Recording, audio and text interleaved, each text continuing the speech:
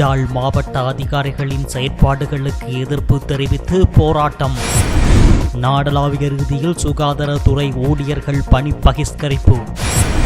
யாரிடமும் கலந்துரையாடாமல் ஜனாதிபதியை சந்திக்கும் கூட்டமைப்பு. சவுதி அரேபியா வெளிவிகார அமைச்சர் ஒருநாள் உத்தியோகபூர்வ பயணமாக இலங்கை விஜயம். நள்ளிரவில் நாட்டை வந்தடைந்தார் சவுதி வெளிவிகார அமைச்சர்.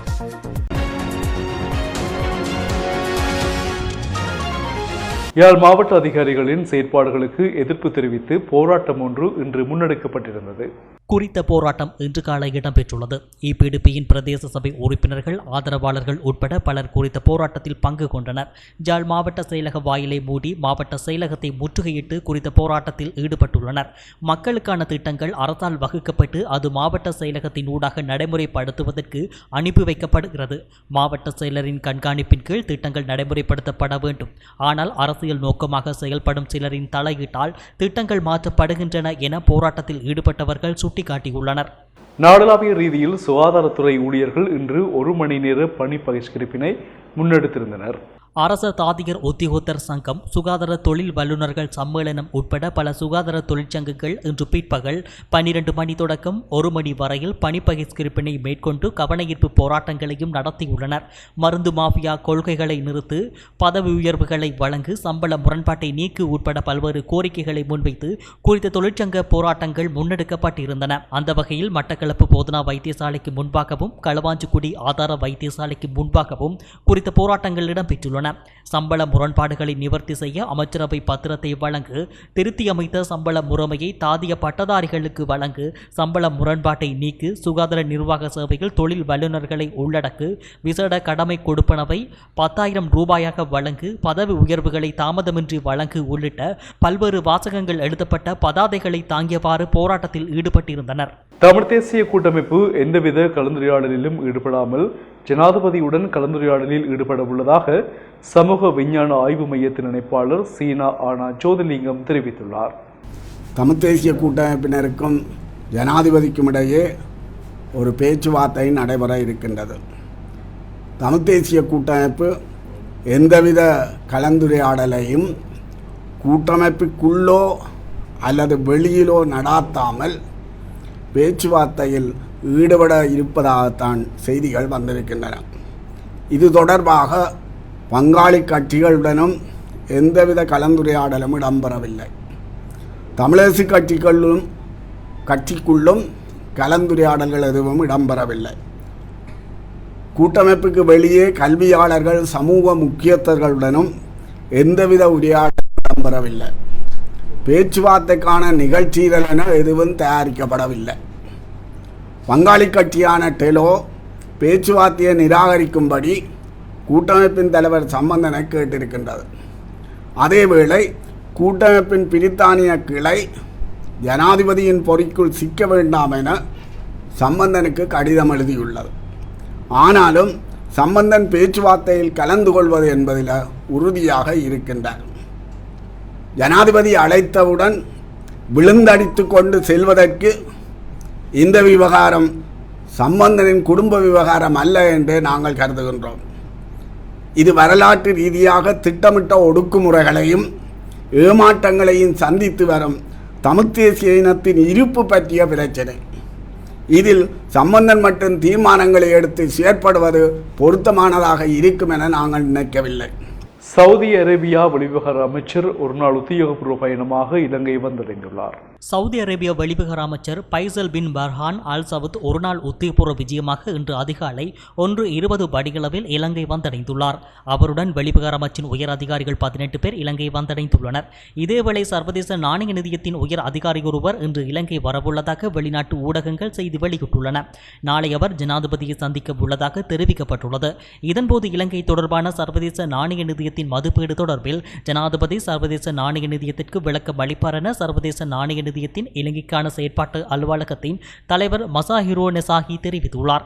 இலங்கையின் பொருளாதார நெருக்கடிக்கு ஆதரவை பெறுவதற்காக சர்வதேச நாணய நிதியத்துடன் அடுத்த மாதம் உத்தியோகபூர்வ பேச்சுவார்த்தைகள் நடைபெறவுள்ள பின்னணியில் சர்வதேச நாணய நிதியத்தின் சிரேஷ்ட அதிகாரி ஒருவர் இன்று இலங்கை வருகிறார். கிளிநொச்சி இரணைதீவு கடற்பரப்பில் கைது செய்யப்பட்ட 8 இந்திய மீனவர்களுக்கும் 1 வருடகால சிறை தண்டனை விதிக்கப்பட்டு பிணையில் செல்ல கிளிநொச்சி மாவட்ட நீதிவான் நீதிமன்றம் கட்டளையிட்டுள்ளது.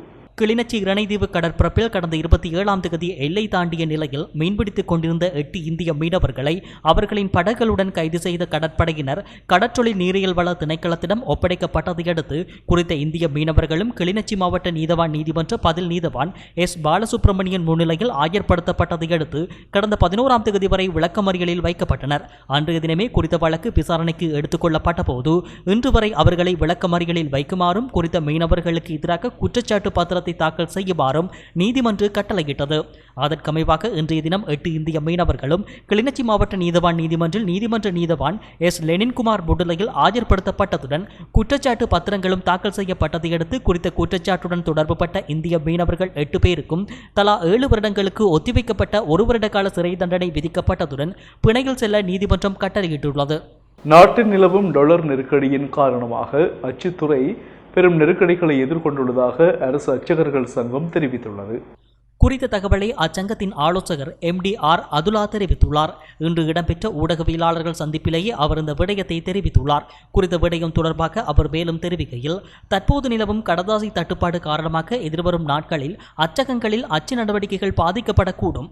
கடதாசி மாத்திரமின்றி அச்சுத்துறைக்கு தேவையான ஏனைய பொருட்களுக்கான தட்டுப்பாடும் ஏற்பட்டுள்ளது. அரசு அச்சகத்திலேயே லொத்தர் சீட்டுகள் அச்சிடப்படுகின்றன. தற்போது அவையும் வரையறுக்கப்பட்ட அளவிலேயே முன்னெடுக்கப்படுகின்றன. அத்தோடு அதிவிசேட வர்த்தமானி அறிவித்தல்கள் சாதாரண வர்த்தமானி அறிவித்தல்களை கூட அச்சிட முடியாத நிலைமை ஏற்படும். மேலும் அமைச்சுகள் திணைக்களங்கள் என்பவற்றுக்கு அவசியமான ஆவணங்களை அச்சிட முடியாத நிலைமை ஏற்படும். விண்ணப்ப படிவங்களை அச்சிடுவதில் கூட சிக்கல் ஏற்படும். பாடசாலை மாணவர்களுக்கான பாடநூல்களை அச்சிடுவதற்கு தேவையான கடதாசி இல்லை. ஏற்கனவே இருப்பில் காணப்பட்ட கடதாசிகள் நிறைவடைந்துள்ளன. எதிர்காலத்தில் எவ்வாறு பாடநூல்களை அச்சிடுவது? இதனால் மாணவர்களின் கல்வி நடவடிக்கைகள் முற்றாக பாதிக்கப்படும்.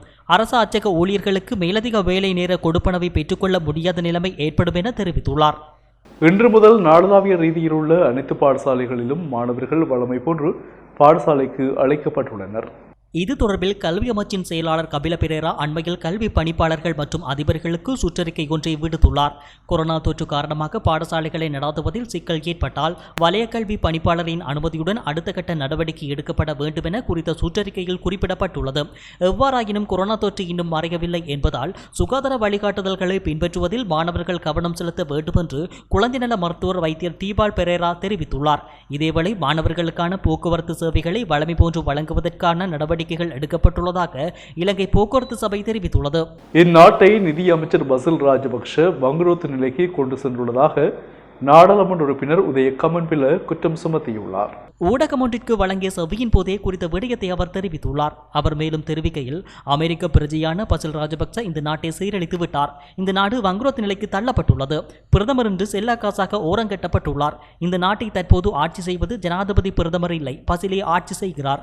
நாட்டை ஜனாதிபதி பிரதமர் மற்றும் நிதியமைச்சர் ஆகியோர் சகோதரர்கள் என்ற காரணத்தினால் அவர்களிடம் நாட்டை சீரழிக்க இடமளித்துவிட்டு வேடிக்கை பார்த்து கொண்டிருக்க முடியாது என அவர் மேலும் தெரிவித்துள்ளார். திருகோணமலை மாவட்டம் திருகோணமலை கல்வி வலயத்திற்கு உட்பட்ட ஆசிரியர் பற்றாக்குறைக்கு எதிராக கவனஈர்ப்பு போராட்டம் ஒன்று முன்னெடுக்கப்பட்டுள்ளது. புல்மோட்டை மத்திய கல்லூரி மாணவர்கள் இன்று காலை முதல் வீதிக்கு இறங்கி போராட்டத்தில் ஈடுபட்டார்கள். ஆசிரியர் பற்றாக்குறையை நீக்கு, கணித விஞ்ஞான துறையை அழிக்காதே உட்பட பல வாசகங்களை ஏந்தியவாறு வீதியில் கவன ஈர்ப்பில் ஈடுபட்டார்கள். இது தொடர்பில் திருமலை மாவட்ட நாடாளுமன்ற உறுப்பினர் இம்ரான் மக்ரூப் இவ்வாறு கருத்துரைத்தார். இந்த பிரச்சினை புல்மோட்டை மத்திய கல்லூரியின் மாத்திரமல்லாமல் திருகோணமலை கல்வி வலயத்தின் குச்சவெளி பிரதேச செயலகத்திற்கு உட்பட்ட பல பாடசாலைகளில் காணப்படுகிறது. பல தடவைகள் அதிகாரிகளுக்கு இந்த பிரச்சினை தொடர்பாக அறிவுறுத்தியும் ஆசிரியர் சமப்படுத்துகையின் போது இப்பகுதிகள் தொடர்ந்து புறக்கணிக்கப்பட்டுக் கொண்டே வருகிறது என்றார். மன்னார் மாவட்ட சிவில் சமூக அமைப்புகள் ஒன்றிணைந்து மாவட்டத்தின் பல்வேறு பிரச்சனைகள் குறித்து கலந்துரையாடியுள்ளனர். மன்னார் மாவட்டத்தில் நிலவி வரும் பல்வேறு பிரச்சனைகள் குறித்து சிவில் சமூக அமைப்புகள் மற்றும் கிராமங்களில் இயங்குகின்ற அமைப்புகள் ஒன்றிணைந்து இன்று காலை 10 மணியளவில் மன்னார் நகரசபை மண்டபத்தில் விசேட கலந்துரையாடல் ஒன்றை முன்னெடுத்தனர். குறித்த கலந்துரையாடல் மன்னார் சமூக பொருளாதார மேம்பாட்டுக்கான நிறுவனத்தின் பணிப்பாளர் ஜாட்சன் பிகிராடோ தலைமையில் இடம்பெற்றது. குறித்த கலந்துரையாடலின் போது மன்னார் மாவட்டத்தில் நிலவி வருகின்ற பிரச்சனைகள் குறித்தும் குறிப்பாக தற்போது மாவட்டத்தில் அனைத்து சமூகத்தினரும் எதிர்நோக்கும் பலதரப்பட்ட பிரச்சனைகள் குறித்தும் ஆராயப்பட்டது. மேலும் வனவள திணைக்களம், தொல்பொருள் திணைக்களங்கள், பொதுமக்கள் பொதுமக்களின் காணிகளை எல்லையிடுவது, கனியமணல் அகழ்வு, காற்றாலை மின்சாரத்தினால் கடல் வளத்திற்கும் பொதுமக்களுக்கும் உண்டாகும் பாதிப்புகள் போன்றவை குறித்து ஆராயப்பட்டது. இவற்றுக்கு எதிராக அரசு சார்பற்ற நிறுவனங்களும் பொது அமைப்புகளும் எவ்வாறு இணைந்து செயல்படுவது என கலந்துரையாடப்பட்டது. மன்னார் மெசிடோ நிறுவனத்தின் நிகழ்ச்சி திட்ட ஒருங்கிணைப்பாளர் ஜாட்சன் தலைமையில் நடைபெற்ற நிகழ்வில் மன்னார் பிரஜைகள் குழு, மன்னார் பெண்கள் உரிமை மற்றும் மனித உரிமைகள் செயற்பாட்டாளர்கள், மன்னார் மெசிடோ நிறுவனத்தின் பணியாளர்களும் கலந்து கொண்டமை குறிப்பிடத்தக்கது. கிளிநொச்சியில் மண்ணெண்ணெய் இல்லாமை காரணமாக தோட்ட பயிர்ச்செய்கை அழிவடையும் நிலைக்கு சென்றுள்ளதாக விவசாயிகள் கவலை வெளியிட்டுள்ளனர். கிளிநொச்சி மாவட்டத்தின் பல பகுதிகளில் தோட்ட பயிர்ச்செய்கையில் ஈடுபட்டு வரும் பல விவசாயிகள் தமது வாழ்வாதாரத்தை இழந்து தவிக்கும் நிலை ஏற்பட்டுள்ளதாக கவலை தெரிவித்துள்ளனர். அந்த வகையில் எரிபொருள் இல்லாத நிலையில் கண்டாவளை பிரதேச செயலாளர் பிரிவுக்கு உட்பட்ட நெத்திலியாற்று பகுதியில் தோட்ட பயிர்ச்செய்கையை மேற்கொள்வதில் பெரும் சிரமம் ஏற்பட்டுள்ளதாக அப்பகுதி விவசாயிகள் கவலை வெளியிட்டுள்ளனர். தற்பொழுது பயிர்ச்செய்கை மேற்கொள்ளப்பட்டு பலன் பெறக்கூடிய நிலையில் உள்ள பயிர்களுக்கு கடந்த 5 நாட்களாக மண்ணெண்ணெய் பெற முடியாத நிலையில் அப்பயிர்கள் அழிவடைந்து செல்லும் நிலையில் உள்ளதாக அவர்கள் கவலை தெரிவித்துள்ளனர். எனவே இந்த பயிர்ச்செய்கையில் ஈடுபட்டுள்ள விவசாயிகளுக்கு அதிகாரிகள் கமநல சேவை ஊடாக மானிய அடிப்படையில் மண்ணெண்ணெய் பெற்றுத்தர நடவடிக்கை எடுக்கப்பட வேண்டும் என விவசாயிகள் தெரிவித்துள்ளனர். இந்நிலை தொடருமாயின் தாங்கள் பல லட்சம் ரூபாய் செலவிட்டு மேற்கொள்ளப்பட்ட பயிர்கள் அனைத்தும் முற்றுமுழுதாக அழிந்துவிடும் நிலை ஏற்படும் என அவர்கள் தெரிவித்துள்ளனர். அத்துடன் இனிவரும் காலங்களில் தோட்ட பயிர்ச்செய்கையிலிருந்து முற்றாக விலகும் நிலை ஏற்பட்டுவிடும் எனவும் அச்சம் வெளியிட்டுள்ளனர். திருகோணமலை துறைமுகத்தையும் பளிங்கு கடற்கரையையும் அண்டிய சுமார் 3 கிலோமீட்டர் தூரத்தில் பாரிய எறும்பிலாலான இயந்திரம் ஒன்று கடலுக்குள் வைக்கப்பட்டுள்ளதால் மக்கள் மத்தியில் பெரும் சர்ச்சை ஏற்பட்டுள்ளது. கடந்த ஓரிரு மாதங்களுக்குள் இவ்வியந்திரம் நடுக்கடலில் வைக்கப்பட்டு நிர்மாணிக்கப்பட்டுள்ளதாகவும் தெரிய வருகிறது. இது கடல் ஆழத்தை அறியும் எண்ணெய் பரிசோதனை கருவி எனவும் சந்தேகிக்கப்படுவதுடன் இவ்வாறான இயந்திரமானது மண் பரிசோதனை அல்லது ஏதாவது கடல் வளத்தை சூறையாடும் நடவடிக்கையா என மக்கள் மத்தியில் மேலும் குழப்பத்தையும் சந்தேகத்தையும் ஏற்படுத்தியுள்ளது. இயற்கை வளங்களை வெளிநாடுகளுக்கு தாரை பார்க்கும் நோக்கில் அண்மையில் பல விடயங்கள் நடந்தேறியமையால் தற்போது பெரும் சர்ச்சையை இது ஏற்படுத்தியுள்ளது. திருகோணமலை எண்ணெய் குதங்களை இந்தியாவுக்கு வழங்கியமை உள்ளிட்ட பல வளங்களை வெளிநாடுகளுக்கு விற்கப்படுவதை அவதானிக்க முடிகிறது. குறித்த விடயங்கள் தொடர்பிலும் உரிய தரப்புகள் கவனம் எடுக்க வேண்டும் எனவும் மக்களின் எதிர்பார்ப்பாக காணப்படுகிறது.